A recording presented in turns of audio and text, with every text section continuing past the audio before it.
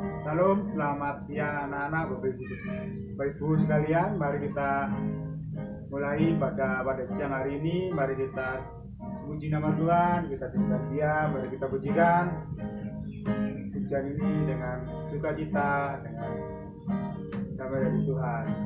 Mari kita pujikan sama-sama.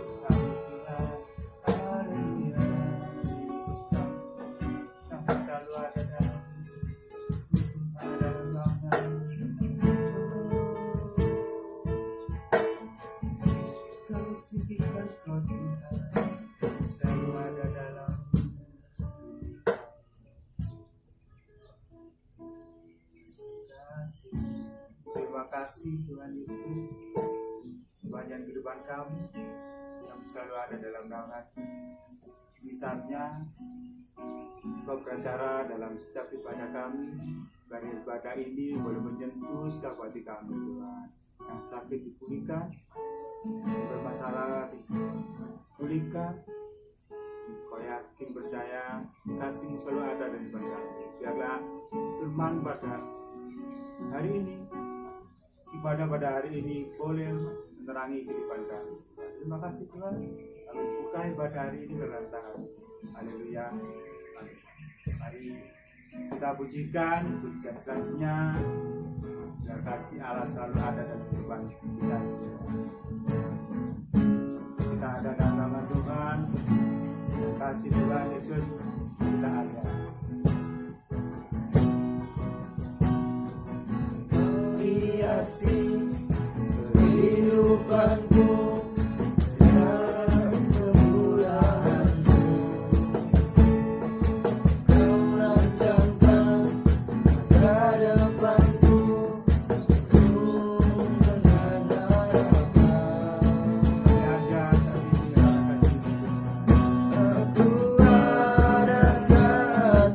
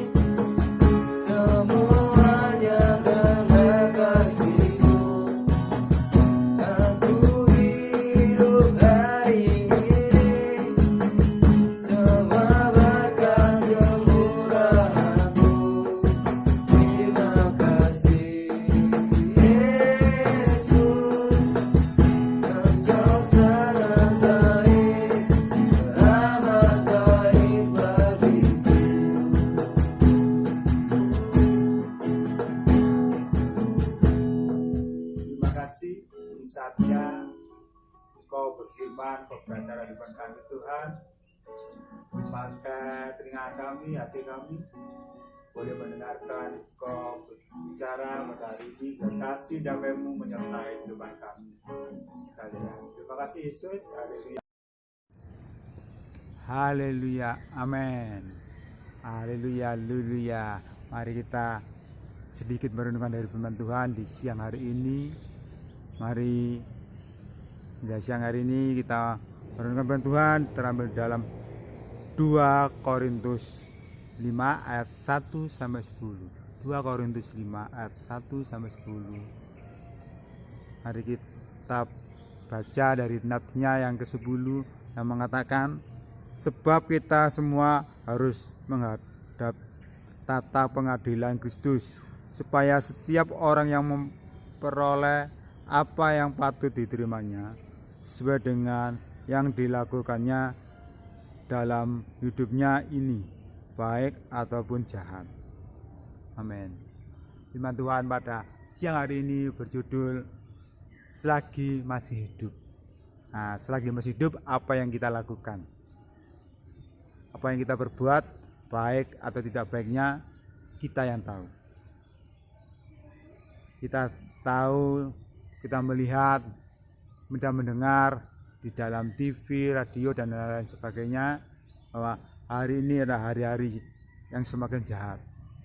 COVID-19 merajalela hari ini.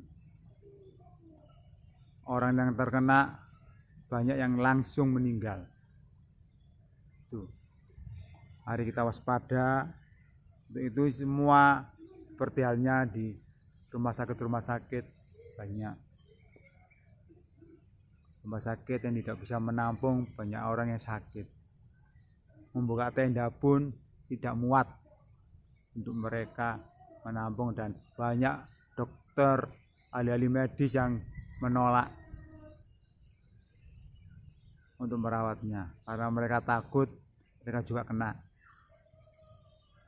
Hanya sampai pemerintah juga mengatakan kalau banyak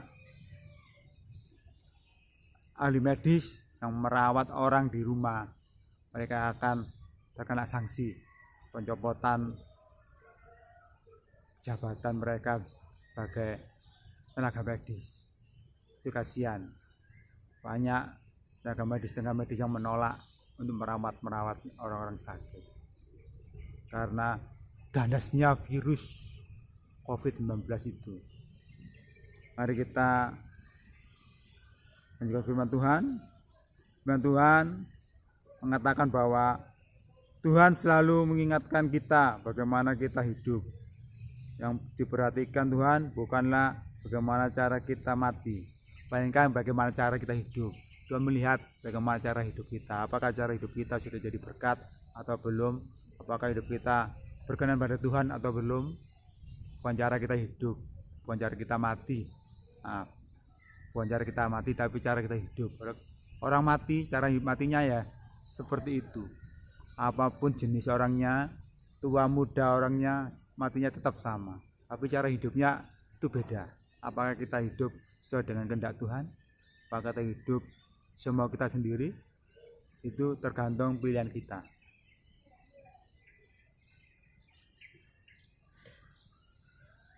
Tuhan sendiri aja mati tidak dengan cara tidak terhormat. Ya harus mati di kayu salib, mati dipukulin, digantung di kayu salib. Itu mati Tuhan Yesus yang tidak terhormat. Itu dikatakan di Galatia 3 ayat yang ke-13 mengatakan, terkutuklah orang yang tergantung di kayu salib. Itu terkutuklah orang yang tergantung di kayu salib. Mati Tuhan tidak wajar. Matinya Tuhan Yesus mati dengan mengenaskan itu. Tapi di balik itu semua rencana indah ada dalam kehidupan kita semua. Tuhan Yesus digantung di salib punya rencana indah bahwa kita akan bebas dari maut. Kita akan bebas dari dosa-dosa kita. Mari Bapak Ibu Saudara dan anak-anak semua, mari kita lakukan yang terbaik semasa kita masih hidup di dunia ini. Sesungguhnya hidup di dunia ini hanya sementara. Seperti kata pepatah mengatakan, hidup cuma mampir minum saja. Kita hanya datang dan perantau. Kita datang dari perantauan. Karena itu Efesus 5 ayat 15 mengatakan, perhatikanlah dengan seksama bagaimana kamu hidup. Janganlah seperti orang bebal, tapi jadilah seperti orang arif. Jangan seperti orang bebal, orang yang tidak tahu aturan, orang yang tidak tahu apa-apa, orang yang semuanya sendiri, tapi jadilah orang bijak, orang arif, orang yang berkenan di hadapan Tuhan. Hidup cuma sekali, mari kita melakukan hidup sebagai jadi berkat selagi kita masih hidup. Ayo Bapak Ibu, anak-anak, dan yang semuanya, mari kita lakukan hidup kita sesuai dengan firman Tuhan. Karena setiap orang yang menghadap tata pengadilan Allah, setiap orang yang datang dalam pengadilan Allah bertanggung jawab atas hidupnya. Apakah hidupnya berkenan, serius pada Tuhan atau tidak. Ayo, jadilah berkenan di hadapan Tuhan. Itu waktu kita itu waktu masih singkat, kita tidak tahu kapan kita matinya. Waktu ya kita katakan waktu hidup manusia itu singkat. Seperti halnya tadi, cuma mampir minum saja itu. Terus itu kita kembali perjalanan hidup kita pulang. Gunakan waktu-waktu itu dengan baik-baik. Ya, singkat apapun waktu kehidupan kita, gunakan sebaik-baiknya. Itu. Mari kita lakukan di titik yang lakukan yang hidup yang lebih berguna di masa hidup kita sekarang. 2 Korintus 5:1 mengatakan, telah menyediakan suatu tempat kediaman di surga bagi kita, suatu tempat kediaman yang kekal, yang tidak dibuat oleh tangan manusia. Tidak dibuat oleh tangan manusia. Surga, rumah kita yang di surga dibuat oleh tangan Tuhan sendiri. Begitu megah, begitu indah. Untuk tempat kita yang sangat singkat ini, saat kita pulang, rumah yang megah itu buat kita. Bukan waktunya lagi untuk bermalas-malasan, bukan waktunya lagi untuk terserah saya mau gimana lagi hidup. Tapi untuk mari kita berjuang, mari kita maju. Ini dikatakan bahwa bukan waktunya kita untuk bermalas-malasan atau ogah-ogahan untuk ambil bagian dalam pekerjaan Tuhan. Justru kita harus semakin giat, makin berkembang, menjadi berkat, sukacita, semangat, sukacita dan semangat untuk bekerja di hadiratnya Tuhan. Ayo kita bekerja dengan Tuhan dengan selalu senang-senangnya. Jangan pernah lelah bekerja di dalam Tuhan. Dan Tuhan itu indah. Mari sebelum kita selesai firman Tuhan pada hari ini, mari kita lakukan yang terbaik buat hidup kita. Waktu ini waktu singkat. Kapan kita kembali, kita tidak tahu. COVID-19 ini semakin hari semakin ganas. Mari kita dekat dengan Tuhan. Mari kita menjadi berkat buat sesama kita. Ayo anak-anak dan Bapak Ibu sekalian, jadi berkat, jadilah terang di mana kita ditempatkan oleh Tuhan, di sekolah ini atau di tempat kita, di rumah kita, di tempat yang lain juga, di gereja kita atau di mana-mana. Ayo jadi berkat dalam tutur kata kita, dalam tingkah laku kita, dalam perbuatan kita, dalam apapun yang kita bisa lakukan. Mari bersama-sama boleh melakukan hidup kita yang sesingkat ini. Mari justru itu kita harus semakin giat menabur dalam roh, hingga pada saatnya kita akan menuai kekal dari roh itu. Mari kita melakukan yang terbaik dalam kehidupan kita. Kehidupan singkat ini mari kita gunakan dengan baik-baiknya. Kata Mutiara pada hari ini mengatakan, marilah hidup berkenan kepada Tuhan sebelum waktu itu datang menjemput kita. Ayo, sebelum waktu itu menjemput kita, mari kita gunakan waktu baik-baiknya. Kita harus tahu waktu yang terbaik buat Tuhan. Tuhan tahu waktu yang terbaik buat kita. Mari kita gunakan waktu itu dengan sebaik-baiknya. Contohnya saya, dimanapun keadaan saya harus memberikan yang terbaik buat Tuhan. Contohnya kemarin, minggu-minggu kemarin, 2 orang yang saya sayangi, papa saya dan nenek saya, panggil Tuhan dengan jarak 4 hari. Dimanapun keadaannya, saya harus relakan mereka pulang ke rumah Bapa. Kita harus tetap bekerja dengan Tuhan meskipun ada yang meninggalkan kita. Ayo, mari kita sama-sama lakukan yang terbaik dalam kehidupan kita. Mari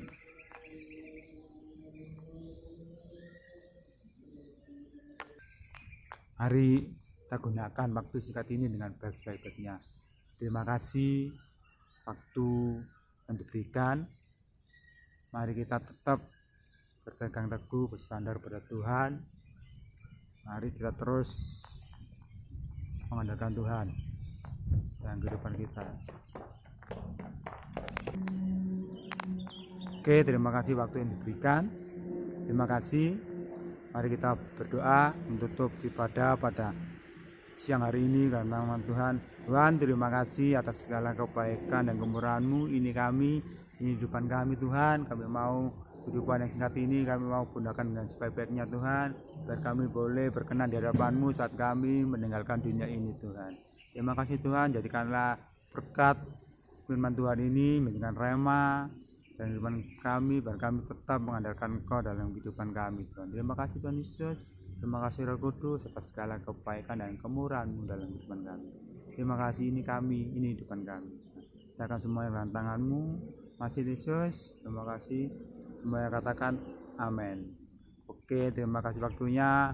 Sebelumnya saya ingatkan kembali lagi, mari kita hidup sehat, hidup sesuai dengan firman Tuhan. Mari kita tetap melakukan protokol yang diperintahkan oleh pemerintah. Jadi yang pertama, mari kita menggunakan masker. Ya, menggunakan masker.